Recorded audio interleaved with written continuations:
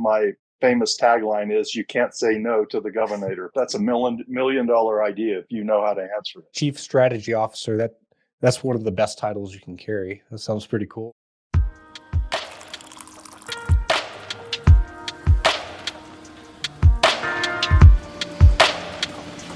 Welcome, everybody. This is Tuesday Morning Grind, episode number 69.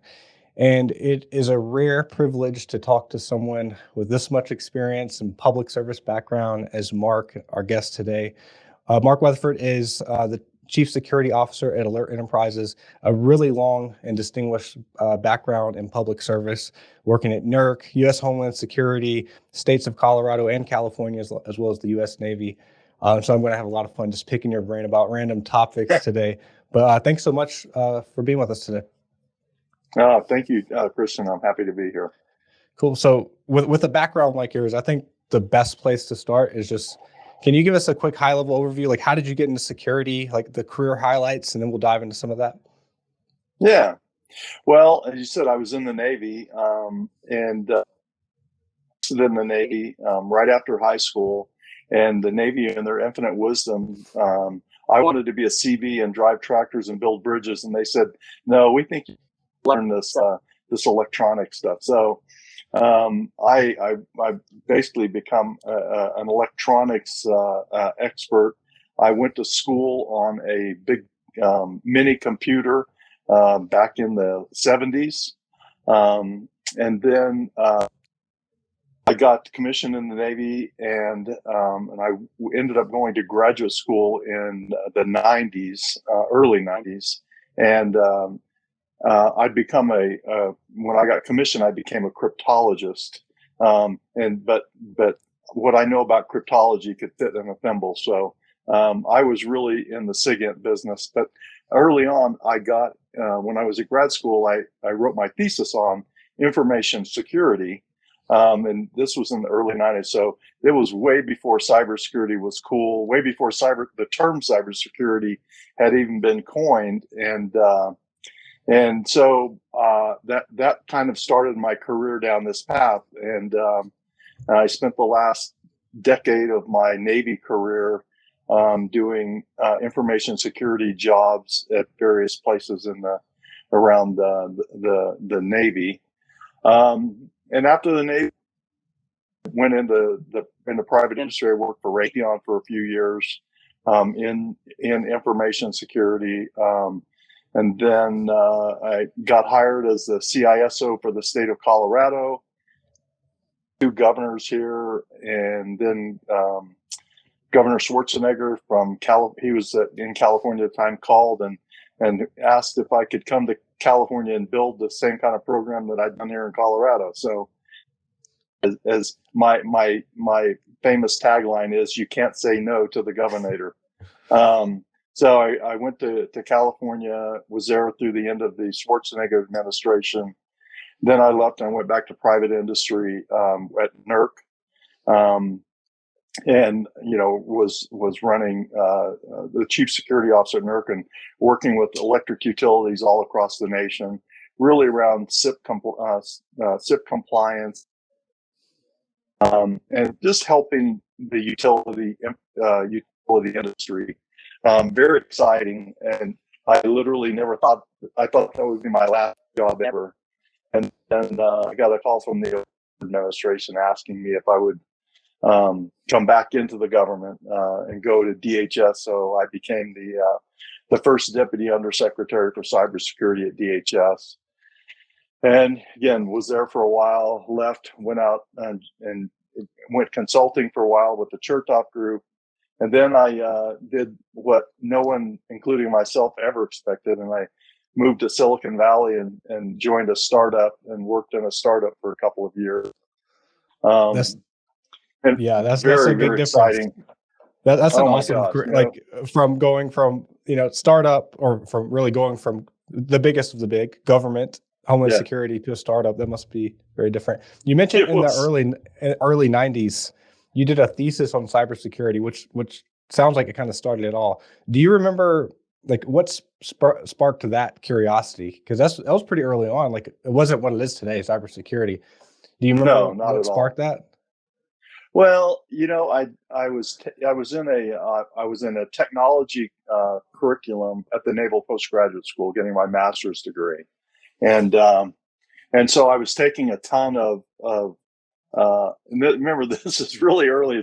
It sounds funny to say this today, but I was taking networking classes and Hmm. coding classes, um, and it was just really interesting to me. And then as I started looking around and thinking, what the heck am I going to write a thesis about?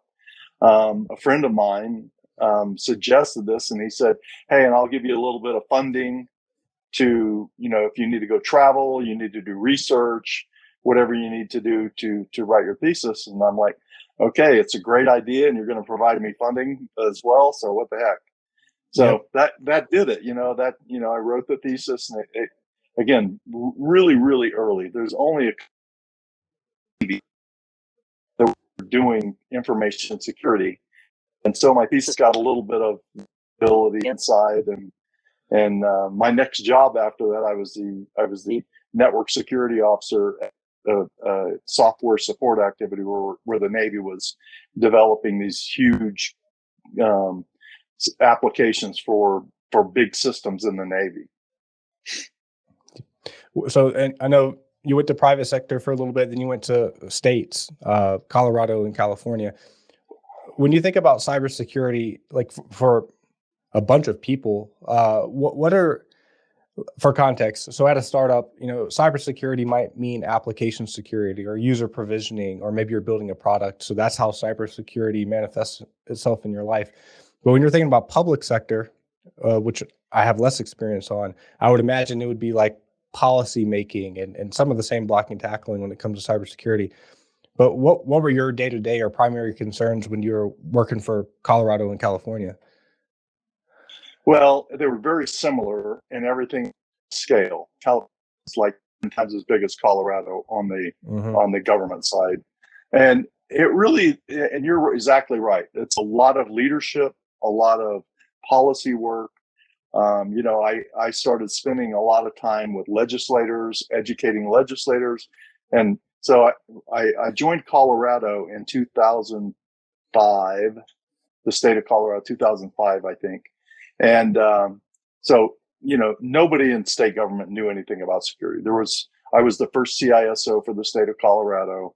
And my job really around it kind of encompassed a whole bunch of things, but working with the security leaders in each of the and kind of bringing them together. So each of the agencies in Colorado at the time, they were fairly independent. No, no, no. They were 100% independent. There was very little collaboration, very little communication between the security teams. So that was kind of my mission number one, was to create a community of security within all of these state agencies. But concurrently, I found a champion in the legislature, State Senator Ronnie May. He was a retired Air Force guy, so we kind of had a little bit of a bond, a military bond. But I was talking to him, and I said, have state legislation around cybersecurity. And if I've learned one thing about politicians, it's politicians like to legislate. They like to put their name on things. So we did. We wrote a piece of legislation for the state of Colorado, codifying my role in state government, giving me a budget, giving me really a place to live. And we were the first state to actually have legislation that did that for us. And and then very similar when I got to California. In Colorado, I had, I think, 22 or 23 state agencies. In California, I had over 160 state agencies, boards, commissions, councils, cats and dogs. And our IT budget in California at the time was something like $3 billion, which was Wow. a lot back in the late aughts. So I was helped build a community around security amongst all of the state agencies, worked with the legislature, tried my darndest to get Governor Schwarzenegger to say cybersecurity during a State of the Union address, but he never did it. But so it was they were very similar, just everything except the scale of that. So a lot of policy work. Sorry about that. No worries. I don't know why that's going on. It shouldn't be. So a lot of policy work. We wrote the first, for California anyway, state cybersecurity strategy. Where we were going to go.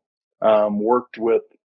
I didn't have a big budget in California, but I think we had, I don't know, 8 or 9 people in my office, and we really were just working, trying to get the haves and the have-nots in state government working together.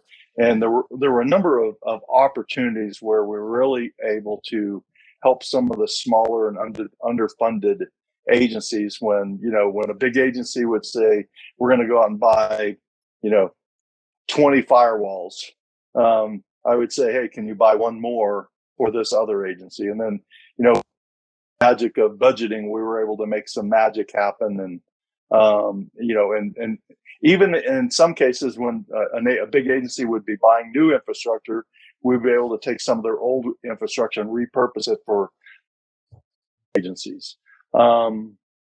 We built one of the other, I think, really successful things that we were able to do is we kind of put together at the time a spreadsheet of all the people, or most of the people in state government and what cybersecurity expertise they had. So, if I had a checkpoint firewall guy in, Department X, and a Palo Alto firewall Department Y, and, an endpoint guy, I knew where they all were. So if somebody had an emergency or somebody had a need, we could say, okay, call, Sally Smith over here and, talk to the CISO and say, hey, can we borrow her for a couple of days because another agency over here needs some help. Yeah. So that was pretty successful, to have that kind of resources available and know where they all were. That's a great swath of like very practical things, but also legislative things, which are very macro. And government, what is the process like? Generally, cybersecurity, especially in the early days, is not well known. Like people aren't up to speed on all the different cybersecurity risks, how that's impacting the world, the things you need to do to implement better cybersecurity, even how to prioritize it. I guess that's changing a little bit with cybersecurity in the headlines. But when it comes to like legislation, there's an infinite number of priorities that people want to build laws around or best practices around. How are you able to kind of get the right people in a room and start the conversation, maybe bend their ear to get legislation drafted? Were there things that you were able to do to make that happen? Yeah, the big thing is be very proactive. And I tell CISOs this all the time. It doesn't matter if you're in the public sector or the private sector. Know who your legislators are. Up, say, hey, I'm Sally Smith. I work at this electric utility company, or I'm John Doe and I work at this big retail outfit. And if you ever need help or you ever have questions about cybersecurity related to an industry like mine, call me up. I'm happy to join you. So I did a lot of that. I spent a lot of time on Capitol Hill when I was at DHS, walking the halls, meeting with legislators, meeting with their staffs, and really just being available to them when they had questions. It's funny you bring that up. I gave a talk last week, and the talk was my talk was around legislation and what's going on in the legislative world. And as of last week, in the federal government, there were over 2,500 different bills that had either cybersecurity in the title or cybersecurity was a big part of the legislation. So we've gone from, 20 years ago when no one would even say cybersecurity to now everybody wants their name on a piece of legislation that talks about cybersecurity. Do you think so? I look at like one of the popular things that people like to think about are the emerging trends. You see things like crypto, you see things like what Facebook's doing with metaverse and all the security concerns around that, or quantum computing or machine learning. Throw in Yeah, your buzzword here, and then you look at cybersecurity legislation that's actually getting passed, and it's mostly mandating the bare minimum, the basics like incident yeah, response or yeah. access control. Do you think that like what's the plan here? How do we get like the national government or state governments to somehow catch up to the realities of where we're at with cybersecurity? Is there any path to do that? Man, I tell you what, that's a $1 million idea if you know how to answer it. And the problem is nobody does. You know, legislators, politicians are by very nature are reactive. They very are planning for the future. And I look at Colonial Pipeline event last year was a classic example. So after 2 months after Colonial Pipeline, the legislature and TSA, actually it was a TSA, they created new standards around pipeline security. And at the time, I was just saying, no, let's don't do this. You're going down this very siloed approach again. You're going a solution for one sector of the economy. We need to be thinking broader and look at cybersecurity for the entire economy, for all of the sectors of critical infrastructure, and create these baseline, these baseline standards or baseline requirements for companies, so that we don't piecemeal this. And we continue to piecemeal security together, and you end up having all kinds of unintended that instead of doing something one time, you do something dozens and dozens and dozens of times, which is very inefficient. And that's why you end up with 2,500 pieces of legislation instead of perhaps a couple dozen pieces of legislation. Mm-hmm. You work for NERC, and that's obviously a piece of critical infrastructure that they're monitoring. How mature do you think I would think, because critical infrastructure is so important, that it would have a level above in terms of security than maybe the administrative office for some small town. Do you get the sense that that's true, that like critical infrastructure is better security, or are they still behind too? I guess I'm asking, should we be worried? Um, well, I would never say, I'm not a fear guy, but yeah, we should be worried. I mean, we have to be worried, and world events tell us that. Mm-hmm. But up until just very recently, the electricity industry is the only industry that had mandatory regulatory requirements, utilities and nuclear power. But so when you look at all of the 15 other critical infrastructures, 16 critical infrastructure, you look at the other 15, they're mostly self-policing, but there's no government oversight. And I think it's been, unfortunately, and I say this because I am not a regulatory guy. I would rather that we be able to do this without having the government push regulation. I think it's been proven over again that unless there's some kind of compelling catalyst, kind of a incentive, and maybe a negative incentive, the private sector is not just going to step up and say, okay, we're going to start spending money, or we're going to start devoting resources to cybersecurity, if there's no requirement to do so. And that's why look today, are the SIP standards in the electricity industry perfect? By no means at all. But the electricity industry is far better off from a cybersecurity perspective than many of the other critical infrastructures, in my opinion. Yeah. It's kind of interesting, like what the payment card industry was able to accomplish, because the card brands got together, they formed PCI, and that was, at least from what I can see, probably one of the more effective self-regulation tactics out there. Yep. And I think they did that because the consequences were just so high. Like it was hitting their bottom line, so they decided they had to do something about it. But I think the consequences are also really big when you look at some of this critical infrastructure. So I wonder why similar self-regulation tactics haven't come to play, or at least reached that level of maturity, which kind of makes you realize how special PCI is that they were able to accomplish such a Yeah, feat. I mean, yeah. Well, at the time, I remember I was there, and at the time, some of these card companies were writing off hundreds of millions of dollars, um, Yep. just as the cost of doing business, and PCI was the result of trying to get behind that. Now, I mean, the nuclear power industry, they have been self-regulating for a number of years, and they have their own processes that, of course, there. I don't even know what the number is today, but it's there. 10 years ago, there were only 104 nuclear power plants in the nation. So it's a very small number.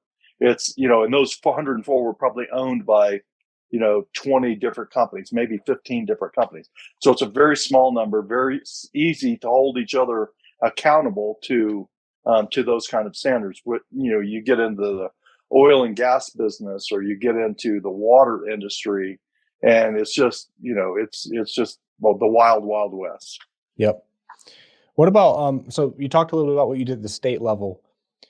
How did that ratchet up, or what was the new level of responsibility when you joined Homeland Security? Because you were also the first, so I imagine there was a lot of like defining what that position should even look like. But what were you doing there? Well, I was the first, quote, deputy undersecretary. Phil Reitinger had been, he was my predecessor, but when he was there, he had both cybersecurity and physical security. And then I came in and they split those off. But the difference was, I was focused I had two primary jobs. I actually had three jobs. I was in charge of national communications. We had the National Communications Center was part of my portfolio. I was responsible for working with all of the civilian agencies, civilian federal agencies. So civilian being non-DOD, non-intelligence community. And then probably the most interesting part of my job was working with all of the critical infrastructures. So working with electricity, water, telecommunications, healthcare, et cetera, et cetera. So, the scale of that is just vast. I mean, every day something happened in the world that impacted our organization. And, we ran the NCIC, the National Cybersecurity Intelligence Center. We ran the U.S. CERT. We ran the industrial control system. We had, all these different organizations were in my organization. So, every day something was happening. We had people traveling to other countries, helping other countries with their cybersecurity issues. Funny story, I went to Saudi Arabia to brief them on how we had stood up and what we were doing at DHS with cybersecurity, and as we were wrapping up a 2-day talk, they said, "Well, we'd like for you to come and help us build our organization." And I said, "I don't think you understand how this works. The U.S. government, I can't come and help you." I did help. I did work with them and help them. And now today, Saudi CERT, Saudi cybersecurity is like one of the best in the nation, the best nations in the world that around cybersecurity. They have an incredible program there. In the private sector, one of the things I hear CISOs talk about, especially big organizations, is like doing a risk assessment, and out of that risk assessment falls a set of priorities, and then they're going to focus their efforts on a set of priorities for the next year that's hopefully going to move the needle for the organization. When you're working for Homeland Security and you have an infinite number of things that need your attention, like how does that size and scale of an organization prioritize anything? Like, how do you know what to work on? Was there like a risk assessment process where you just kind of putting out fires? What was the way you balanced your work? Yeah, well, it was the way you do it is you have really good people. I had a number of just amazing people working for us at DHS. And like in many government organizations, people that could have been making a lot more money, could have had a lot higher profile job in the private sector, but they chose to work in the government. So, and having great leaders in each of these organizations, really, I won't say that it freed me up to worry less. I guess it did free me up to worry less because I knew that there were good people there in charge of those organizations.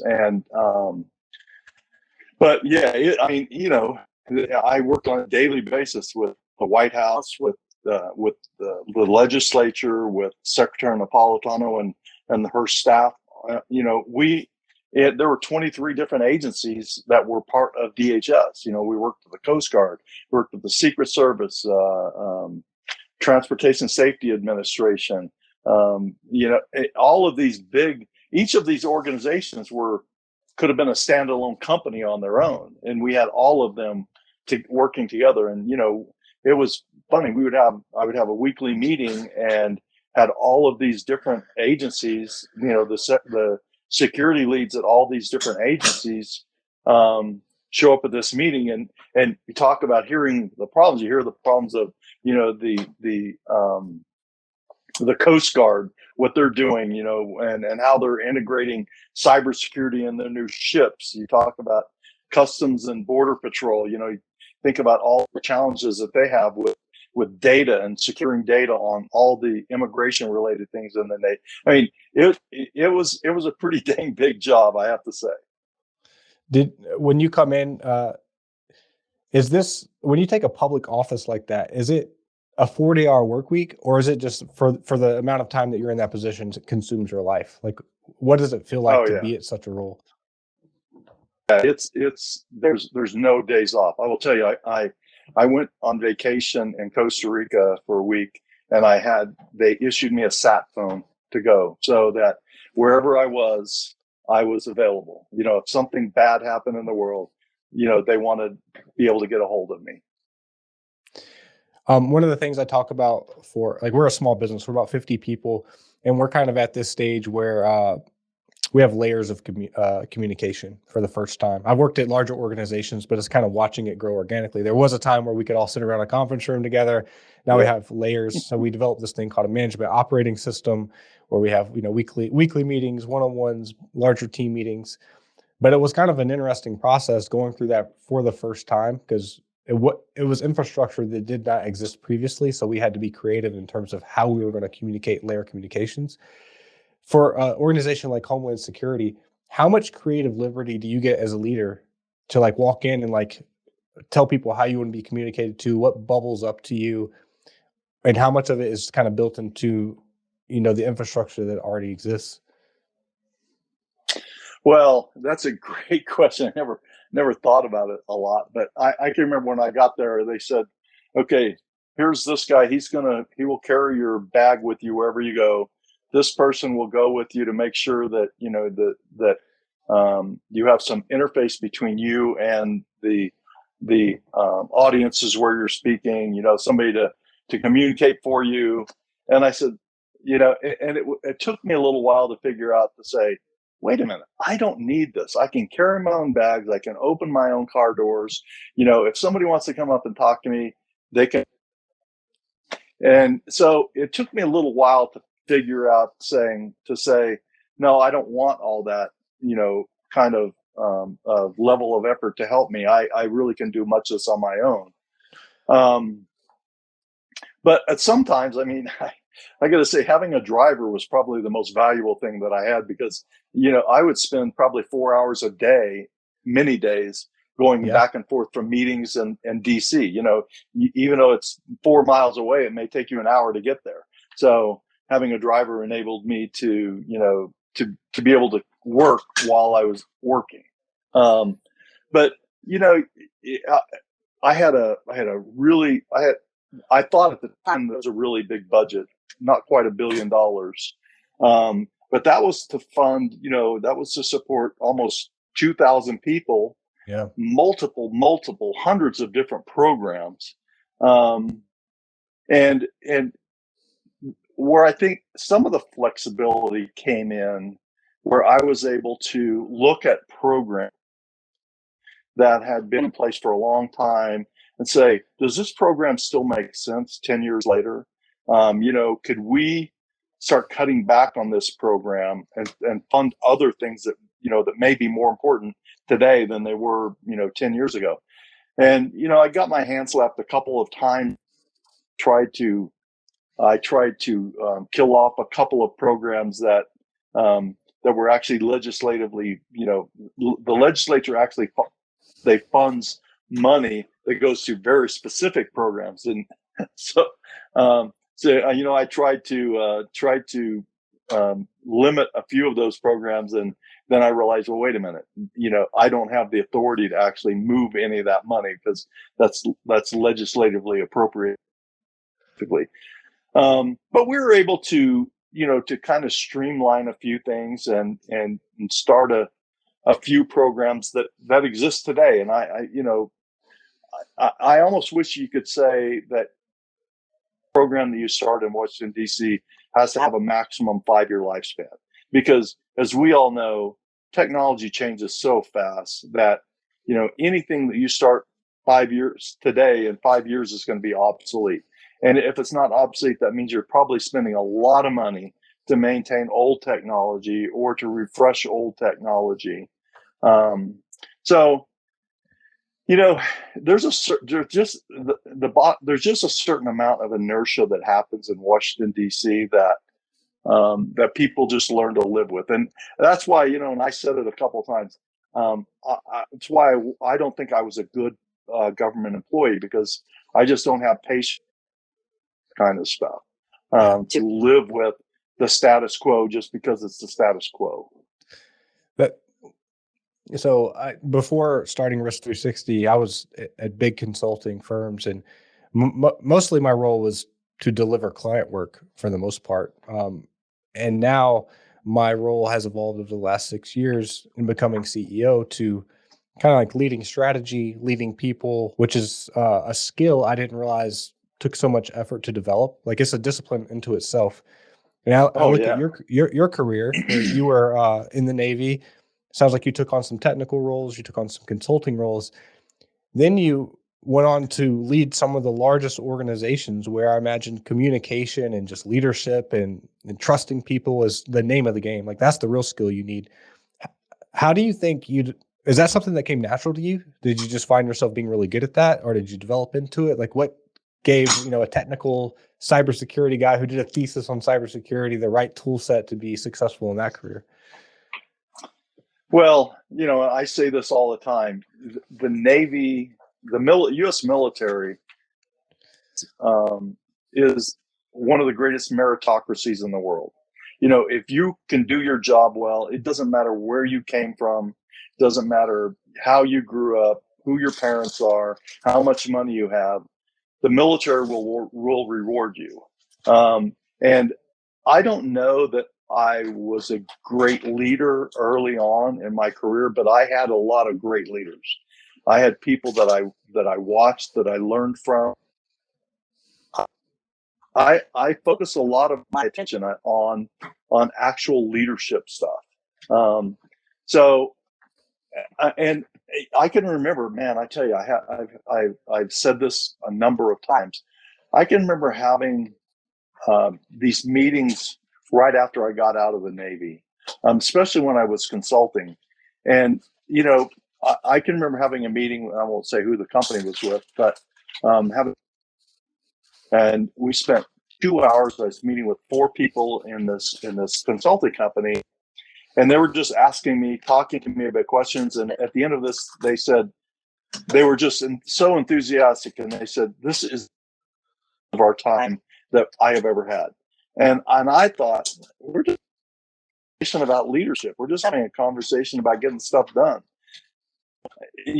Maybe a way around answering it. I think the military, what I learned, the discipline I learned in the military, the leadership skills that I learned in the military, really translated well into the private sector. Yeah. Our co-founder, who's also named Christian, he's a West Point grad. He was captain in the Army So you guys got some nice Army Navy stuff going on there. But Yep. he would say the exact same thing. Yep. He was not a cybersecurity. He didn't have a cybersecurity background, or at least not an extensive one. I think he had a few years of experience, but he's an incredible leader of people. And it's interesting to watch military leaders transition to civilian life or even public sector like you did, and the leadership skills that you get, I guess, just from watching other great leaders and just accumulating all that body of knowledge. So Yep. really interesting. I do want to talk about what you're doing today, because you're in the private sector now at Alert Enterprise. Can you talk about what you do there, the products y'all offer, your role there? Yeah. Well, so I actually have two jobs right now. I actually have multiple jobs right now, but I am the Chief Security Officer at Alert Enterprise, and we're a tech company really focused on the convergence of IT, OT, and physical security, really around identity management, physical identity management. So what does that mean?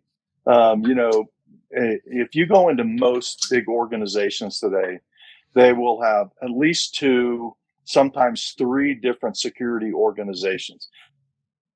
Security team, and those are the gates, guards, and guns guys, that are responsible for, for protecting the physical facilities. Then you'll have your IT security guys, your CISOs, and then you potentially will have your chief security officer, who is responsible for ICS and OT security. And so each of these organizations, internal organizations, typically have their own infrastructure, their own people, and their own budgets, which means most of the time you end up with these silos of security. And it first came to me when I was at NERC, and we had a number of security incidents during my period there where we would find out, in many cases, months after the fact, that had a security incident at a remote substation somewhere, and they sent out their physical security guys and would find out that, okay, yeah, somebody came out and they threw a chain over the fence, dragged the fence down, then they went in and stole all the copper. But we had a couple of incidents that broke into the substation. Then they broke into the substation building themselves. Nothing appeared wrong, and then months later, the ICS guys are finding out, why are all of our PLCs? Why is all the logic code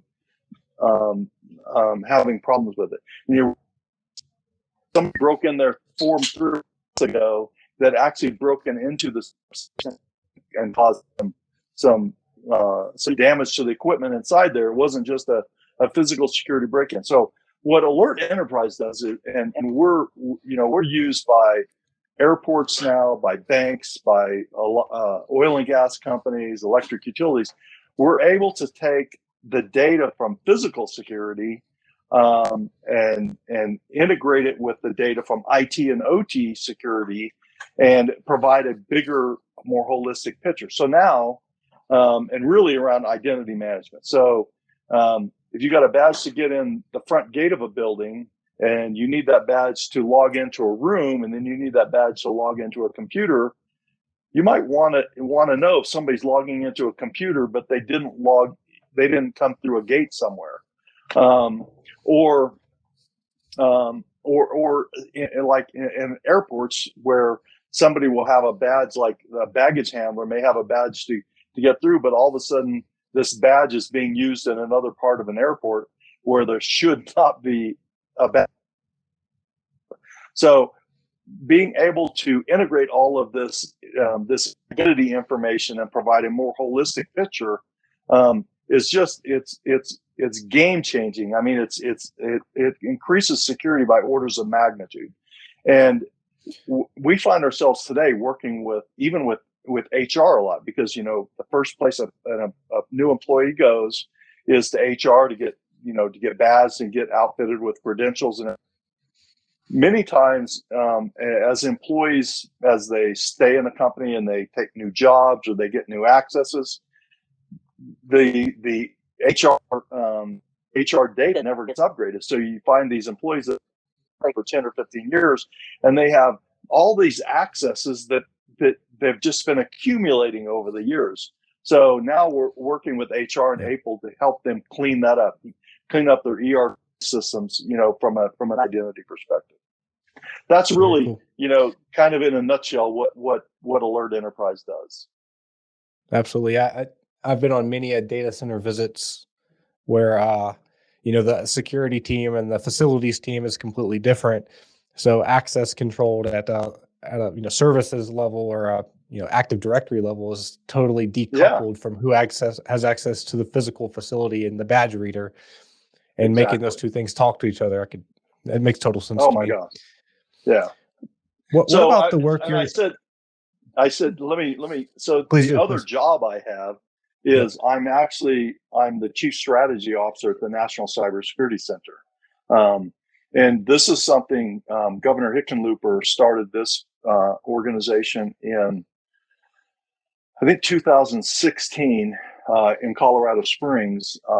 And he wanted to bring together a worked with small and medium-sized businesses and small and medium-sized government organizations to help these people. So I'm the chief strategy officer there, and now 5 years later, I was on the board initially, and I joined the company as an employee, a part-time employee last year.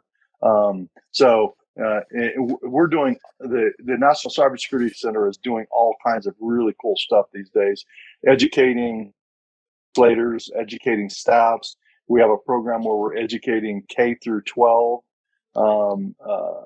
students around the country, and we last year, I guess 2020 now, we were designated as the executive director of the Space ISAC. So the Space ISAC operates out of the NCC as well. So huge. It's a small organization staff-wise, but we have a whole lot of responsibility.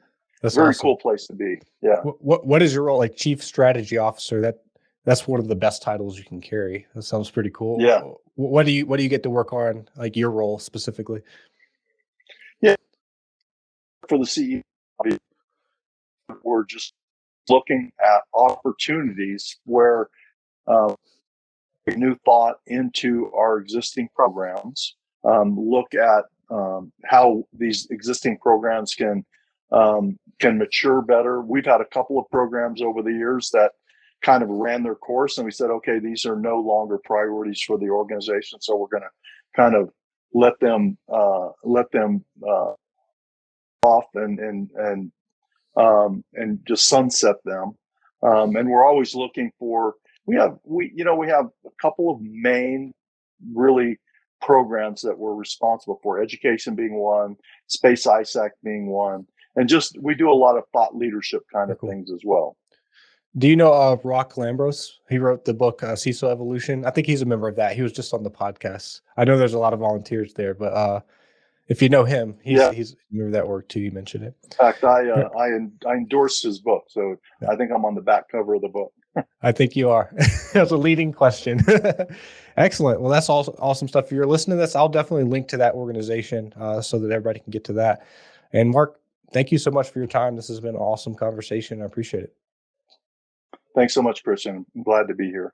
Hey, thank you for watching Tuesday Morning Grind podcast. If you like content just like this from cybersecurity executives, thought leaders, hackers, then come on over to risk360.com. Check out our resource center where we have blog posts, white papers, videos, all for free that can teach you about cybersecurity. If you want to know more about cybersecurity certifications like ISO 27001, SOC 2, PCI, High Trust, and others, we have a ton of content on that. So whatever you're looking for, we have a lot of resources. Head on over to risk360.com, shoot us a note, and we look forward to keeping the conversation going.